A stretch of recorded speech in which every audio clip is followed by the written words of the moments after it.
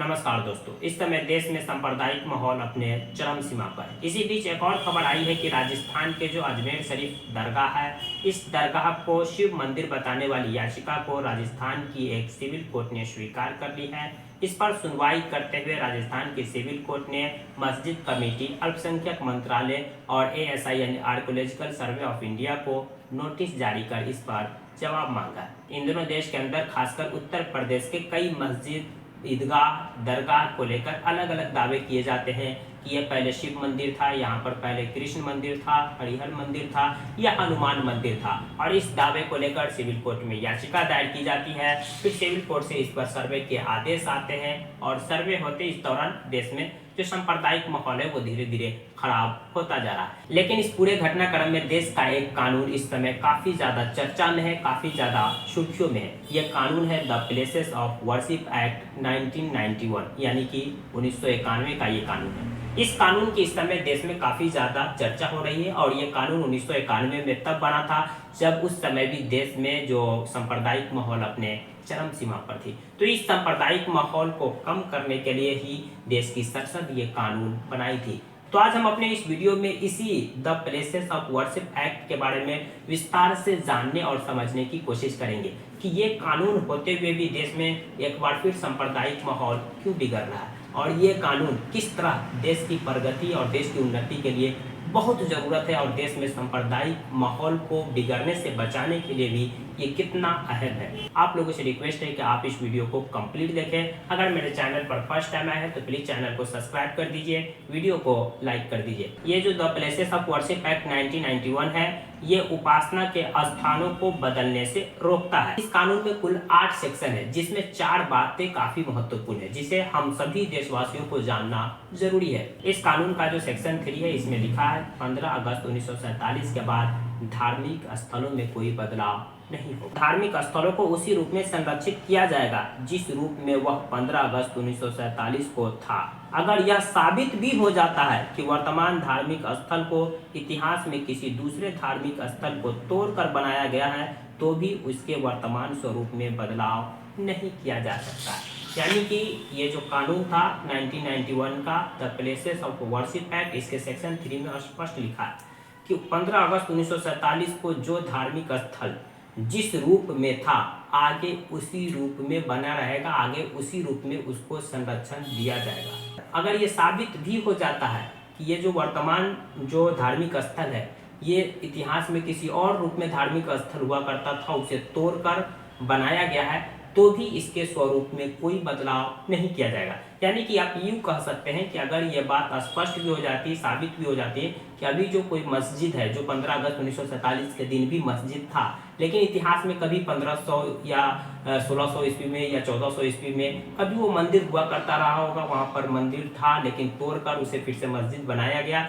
ये साबित भी हो जाता है तो भी प्लेसेस ऑफ वर्शिप एक्ट कहता है कि उसे फिर से मंदिर नहीं बदला जा सकता, बल्कि जो 15 अगस्त 1947 के आज़ादी के दिन अगर वो मस्जिद था तो मस्जिद ही रहेगा। यानी कि आप ये कह सकते हैं कि ये जो कानून था कि इतिहास पे जो भी गलती हुई उन गलतियों को क्यों हम बार बार कुरेद कर अपने देश में सांप्रदायिक सौहार्द को बिगाड़ेंगे। हम अपने देश के डेवलपमेंट पर फोकस करेंगे, न कि हम अपने इतिहास में अगर कोई गलती हुई होगी तो हम उसे कुरेद कर उससे सुधारने की कोशिश करेंगे। इसका अगला सेक्शन कहता है 15 अगस्त 1947 को मौजूद किसी भी उपासना स्थल के धार्मिक चरित्र को बदलने के लिए किसी भी अदालत में पेंडिंग कोई भी मुकदमा या कानूनी कार्रवाई खत्म हो जाएगी और कोई नया मुकदमा या कानूनी कार्रवाई शुरू नहीं की जाएगी। अगर उपासना स्थल में बदलाव 15 अगस्त 1947 के बाद हुआ तो ऐसे में कानूनी कार्रवाई की जा सकती है। यानी कि इस सेक्शन में यह बात साफ साफ लिखा है कि 15 अगस्त 1947 से पहले भी किसी भी मंदिर मस्जिद को लेकर के ये मतलब कि कानूनी प्रक्रिया अदालत में चल रही है या उसमें केसेस फाइल किए हुए कि यहाँ पर मस्जिद जो है पहले मंदिर था या जो अब मंदिर है पहले मस्जिद था, तो इस तरह का कोई केस फाइल हुआ है, कोई याचिका दायर की गई है, उस पर कानूनी कार्रवाई चल रही है। तो ये कानून देश में लागू होने के बाद ये सारी कानूनी कार्रवाई खत्म हो जाएगी। इस पर कोई भी आगे कानूनी कार्रवाई नहीं होगी। वो ढांचा, वो जो उपासना स्थल है आज जिस फॉर्म में है उसी फॉर्म में रहेगा, यानी 15 अगस्त 1947 के दिन जिस फॉर्म में था उसी फॉर्म में रहेगा। उस पर जो भी कानूनी कार्रवाई हो रही है वो खत्म कर दिया जाएगा और इस पर आगे कोई भी कानूनी कार्रवाई या कोई भी मुकदमा अदालत में नहीं चलाया जा सकता। अगर इसमें कोई बदलाव करने की कोशिश करते हैं, यानी उस उपासना स्थल को बदलने की कोशिश करते हैं, तो उन पर कानूनी कार्रवाई की जा सकती है और उन पर मुकदमा चलाया जा सकता है। उन्हें जेल भी जाना पड़ सकता है, 3 या 5 साल की सजा भी हो सकती है। यहाँ पर सवाल उठता है कि जब ये प्लेसेस ऑफ वर्शिप एक्ट में ये साफ साफ लिखा हुआ है कि आज़ादी से पहले भी मतलब कि किसी भी धार्मिक या उपासना स्थल को लेकर के कानूनी विवाद चल रहा था, तो उससे इस कानून लागू होने के बाद से वो जो विवाद चल रहा था, वो जो कानूनी लड़ाई चल रही थी, वो खत्म कर दिया जाएगा। बल्कि 15 अगस्त 1947 के दिन वो जो उपासना स्थल है जिस फॉर्म में है उसी फॉर्म में रहेगा। तो फिर हमारी जो अदालतें हैं, निचली अदालतें हैं या फिर ऊपरी अदालतें, जो भी अदालत है, वो क्यों अलग अलग मस्जिद या दरगाह या फिर मतलब ईदगाह के सर्वे के आदेश दे रहे हैं? ये तो पूरी तौर से एक तौर से माना जाए कि प्लेसेस ऑफ वर्शिप एक्ट का उल्लंघन है। आगे इसका सेक्शन 5 भी काफी महत्वपूर्ण है। सेक्शन 5 इसका कहता है कि ये जो कानून है places of worship act, Babri मस्जिद और जो राम मंदिर विवाद था, इस विवाद पर लागू नहीं होगा। यानी इसका कोई भी प्रावधान बाबरी मस्जिद और राम मंदिर विवाद पर लागू नहीं होगा। इस बाबरी मस्जिद और राम मंदिर विवाद को इस कानून से अलग रखा गया था। और इसका जो 6ठा सेक्शन है वो सजा के प्रावधान करता है, यानी कि अगर कोई उपासना स्थल, धार्मिक स्थल में बदलाव करने की कोशिश करता है और सेक्शन 3 में जो प्रावधान किए गए हैं इस प्रावधान की उल्लंघन करता है, तो उन्हें 3 साल की सजा और जुर्माना भी लगाया जा सकता है। यानी कि अगर आप ये प्लेसेस ऑफ वर्शिप एक्ट को देखें तो इसमें साफ साफ ये लिखा हुआ है कि 15 अगस्त 1947 यानी आज़ादी के दिन जो उपासना स्थल, जो धार्मिक और स्थल जिस रूप में था, आगे उसी रूप में बना रहेगा और उसी रूप में उसका संरक्षण किया जाएगा। इसका सेक्शन 3 यह भी स्पष्ट करता है कि अगर किसी भी तरह से ये साबित भी हो जाए कि आज जो धार्मिक स्थल है वो इतिहास में किसी और रूप में था, फिर भी हम उसमें बदलाव नहीं करेंगे या नहीं कर सकते हैं।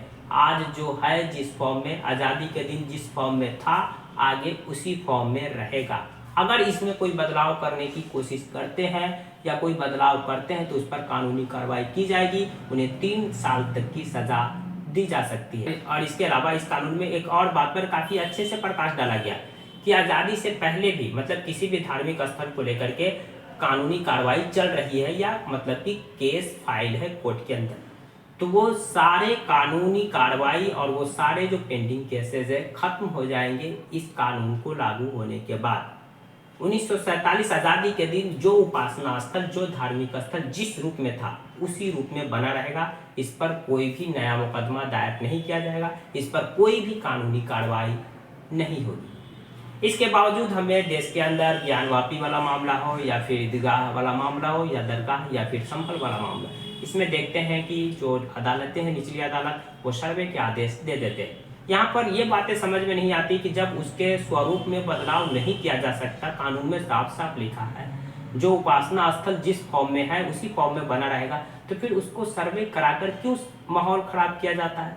भाई जब उससे बदलाव ही नहीं किया जा सकता तो सर्वे ही क्यों कराते हैं? सर्वे भी नहीं करवाइए, क्यों माहौल खराब करते? डायरेक्ट याचिका को खारिज कर देते। एक भी अदालत सही से इस याचिका को खारिज कर देती, सिरे से खारिज कर देती, तो फिर हमें ना ये संभल देखने को मिलता, ना अजमेर देखने को मिलता, ना अदर जगह देखने को मिलता। कानून तो इसीलिए न बनाया गया कि इतिहास में जो भी गलतियां हुई, किससे हुई, नहीं हुई, क्या गलतियां हुई, हम उसको अब सुधारने बैठेंगे तो देश का सांप्रदायिक माहौल बिगड़ेगा और इससे देश की तरक्की रुकेगी। देश में जो इकोनॉमिक डेवलपमेंट या फिर अंतर्राष्ट्रीय स्तर पर देश का इमेज खराब होगा। तो इसी के लिए ना ये कानून बनाया गया था। लेकिन इसके बावजूद भी जब ज्ञानवापी वाला मामला पर जिला अदालत ने सर्वे के आदेश दे दिए तो मतलब कि जो मुस्लिम पक्ष है वो सुप्रीम कोर्ट का दरवाजा खटखटाया और सुप्रीम कोर्ट में कहा कि माय लॉर्ड ये तो प्लेसेस ऑफ वर्शिप एक्ट का सीधा सीधा उल्लंघन है, इस पर कुछ कीजिए जनाब। और सुप्रीम कोर्ट की 3 जजों की बेंच बैठी थी जिसमें जस्टिस डी.वाई. चंद्रचूड़ और 2 अन्य जज थे, लेकिन इस बेंच ने इस पर रोक लगाने से इनकार कर दिया, इस सर्वे पर रोक लगाने से इनकार कर दिया और उन्हें इलाहाबाद हाई कोर्ट जाने के लिए कहा। अगर सुप्रीम कोर्ट उसी दिन स्पष्ट रूप से इस सर्वे पर रोक लगा देता कि ये प्लेसेस ऑफ वर्शिप एक्ट का उल्लंघन है तो न संभल होता, न आगे जो मतलब कि मथुरा की मस्जिद जो भी है या जो भी धार्मिक स्थल है या उपासना स्थल को लेकर के हमें विवाद देखने को मिल रहे हैं और आगे भी देखने को मिलेंगे, क्योंकि ये बढ़ता ही जाएगा, कम होने वाला नहीं है जब तक इस पर सुप्रीम कोर्ट कोई स्ट्रिक्ट एक्शन नहीं लेते हैं या फिर प्लेसेस ऑफ वर्शिप एक्ट को सख्ती से नहीं लागू करते हैं, तो ये बढ़ता ही जाएगा। बाकी इस कानून को लेकर आपकी क्या राय है, कमेंट बॉक्स खुला कमेंट कर सकते हैं। जानकारी पसंद आई तो प्लीज़ वीडियो को लाइक कर दीजिए, चैनल को सब्सक्राइब कर दीजिए। Thank you for watching.